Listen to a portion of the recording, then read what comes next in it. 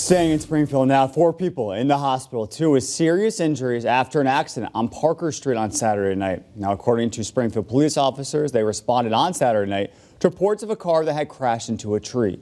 4 people involved were taken to Baystate Hospital for treatment.